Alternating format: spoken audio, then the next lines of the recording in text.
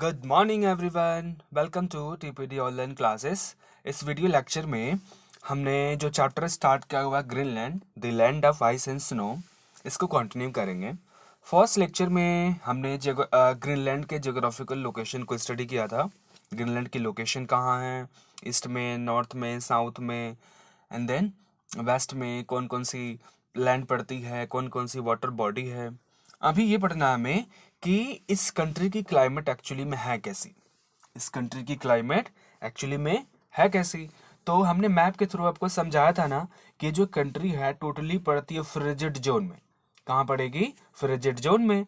और frigid zone में जब पड़ेगी तो वहाँ ऑफ कोर्स जो है बहुत ज़्यादा क्या पड़ेगी, आपको ठंड पड़ेगी। विंटर जो है बहुत ज़्यादा लॉन्गर होगा और जो समर का ड्यूरेशन होता है वो बहुत कम होता है। So the Arctic circle passes through the southern part of Greenland. Greenland country जो है उसके सदर्न पार्ट से क्या पास कर रहा है? वहां से Arctic circle. Most of the Greenland therefore lies in the frigid zone. इसीलिए ग्रीनलैंड का मैक्सिमम पार्ट कहाँ पड़ रहा है? आपका फ्रिजिड जोन में। और फ्रिजिड जोन में हमने पढ़ा था ना कि वहां पे सनलाइट बहुत ही ज्यादा स्लैंटिंग पड़ती है। और फ्रिजिड जोन से अगर आप नॉर्थ पोल चले गए तो वहां पे 6 मंथ तक डे होती है, 6 मंथ तक नाइट होती है। सेम कंडीशन होता है कहाँ पे? ग्रीनलैंड में, खासकर जो ग्रीनलैंड का नदर्न साइड है। तो यहाँ पे इसको क्या बोलते थे हम लोग? मिडनाइट सन। ग्रीनलैंड को क्या बोलते हैं? द लैंड ऑफ मिडनाइट सन बोलते थे। पिछले लेक्चर में हमने पढ़ा था। इस रीजन का एक और नाम है जिसको बोलते हैं tundra region. This region is also known as tundra region. Tundra means जहाँ पे वेजिटेशन, पेड़ पौधे बिल्कुल ही ग्रो ही नहीं करते, या करते हैं तो बहुत छोटे छोटे साइज के ग्रो करते हैं, बहुत स्मॉलेस्ट साइज के ग्रो करते हैं। तो इसलिए इस एरिया को क्या बोलते हैं? टुंड्रा रीजन बोलते हैं। 8% of Greenland is always covered with ice. इस कंट्री का जो 8% एरिया है वो हमेशा किससे कवर्ड रहता है? आइस से। Huge pieces of ice frequently break off. Huge pieces यानी बहुत बड़े बड़े आइस के जो टुकड़े हैं ना, जल्दी से टूट जाते हैं। एंड फ्लोट इन द सी। और वो कहाँ फ्लोट करने लगते हैं? सी में। तो जो आइस के टुकड़े टूट करके, ब्रेक डाउन होकर के कहाँ चले गए? सी में। और वहां पे फ्लोट कर रहा है, उसे बोलते हैं हम लोग आइस बॉग। क्या बोलते हैं? आइस बॉक्स बोलते हैं। The south western coast of Greenland is warmest part of the country. अगर इस कंट्री में आप जाएंगे तो इस कंट्री का जो साउथ वेस्टर्न कोस्ट है वो थोड़ा सा क्या मिलेगा? वार्मेस्ट मिलेगा। वार्मेस्ट मीन्स हल्की फुल्की यहाँ पे टेम्परेचर ठीक ठाक रहती है। यहाँ पे ह्यूमन बींग्स रहते हैं, सर्वाइव कर सकते हैं। और हमने ये भी पढ़ा था ना कि यहाँ के जो लोग रहते हैं खासकर ग्रीनलैंड में, वो कहाँ रहते हैं? कोस्टल एरिया में रहना पसंद करते हैं। कोस्टल एरिया में क्यों? क्योंकि यहाँ पे बैरन जो रॉक्स है, बैरन रॉक्स पे आइस जो फ्रीज नहीं हो पाती है, इसलिए वहां पे लोग रहना पसंद करते हैं। वहां पे फिशिंग करते हैं। वहां पे एग्रीकल्चर तो पॉसिबल है नहीं, लेकिन फिशिंग वहां पे जरूर करते हैं।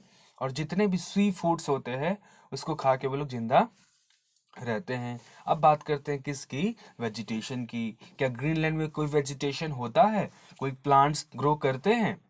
Nothing grows in the ice covered area of Greenland. Means इस कंट्री के अंदर में चूंकि आइस कवर्ड है बहुत मैक्सिमम पार्ट, तो यहाँ पे कुछ भी ग्रो नहीं कर पाता है।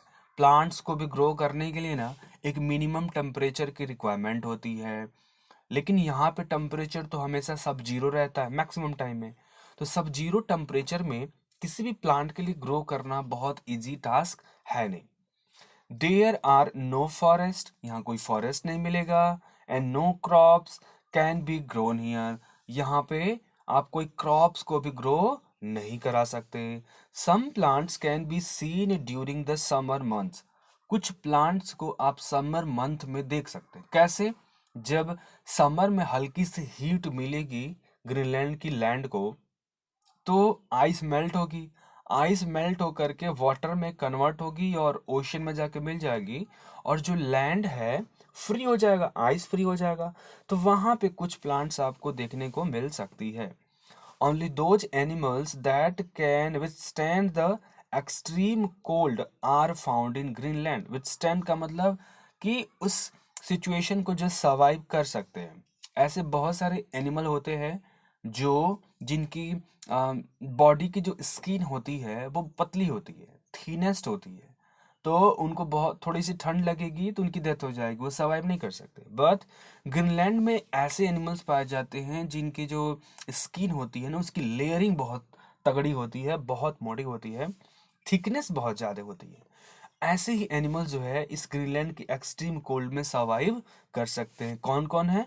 ये हैं पोलर बियर्स हैं, रेंडियर हैं, wolf, arctic fox and seal. ये कुछ एनिमल्स हैं। अगेन ये आपको कहाँ मिलेंगे? कोस्टल एरिया में ही मिलेंगे आपको, या फिर जो हल्का फुल्का माउंटेनियस हिली रीजन है वहाँ पे मिल जाएंगे देखने को आपको। क्या? Polar bear. इनकी स्किन जो है बहुत ही ज़्यादा क्या होती है? थिक होती है, जो इनकी बॉडी का जो हीट है उसको एटमॉस्फेयर के टेम्परेचर से मिलने नहीं देती है, यानी इनकी बॉडी का हीट रेडिएट होके बाहर नहीं आ पाता। ये उसमें जो इनकी थिकनेस है, किसकी थिकनेस? इनकी स्किन की जो थिकनेस है उसमें बैरियर का काम करती है, एज अ ब्लैंकेट काम करती है।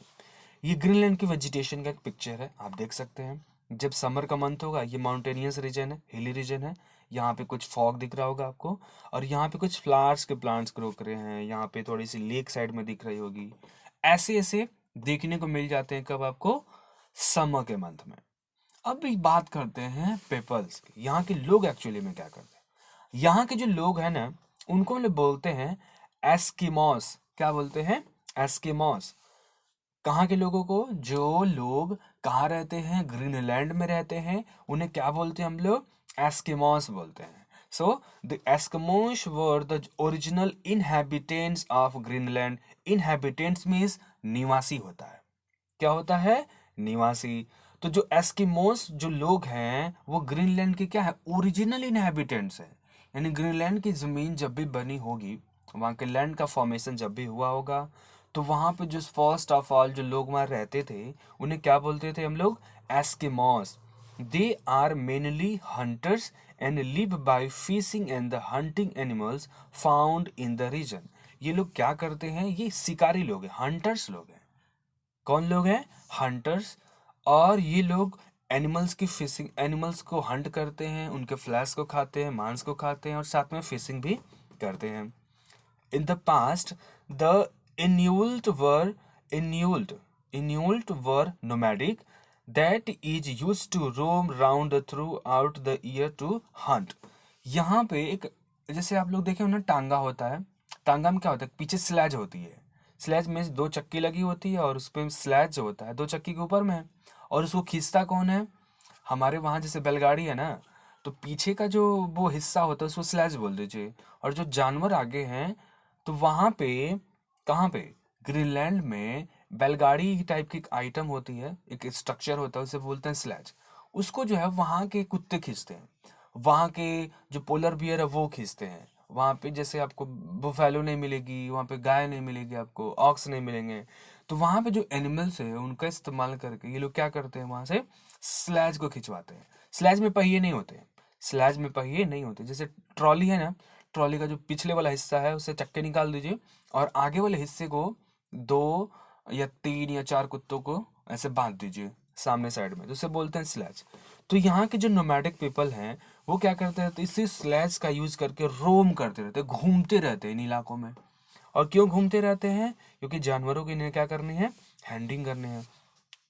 तो ये किसका इस्तेमाल कर रहे हैं? स्लेज का, जो किसके द्वारा खींचा जाता है? डॉग्स के द्वारा, ट्रांसपोर्ट के लिए। They used boats are called kayaks for fishing in the C.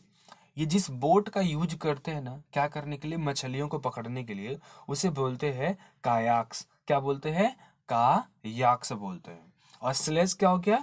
Sledge एक ट्रॉली टाइप के स्ट्रक्चर है जिसको डॉग्स के द्वारा खींचा जाता है, पुल आउट किया जाता है, और ये जो आइस के ऊपर में से सरकती रहती है। डॉग लोग आके दौड़ते रहते हैं, और स्लेज के ऊपर में आप बैठ भी सकते हैं, और वो डॉग्स दौड़ते रहेंगे और उस पर सरकती रहेगी, आइस के ऊपर में सरकती रहेगी।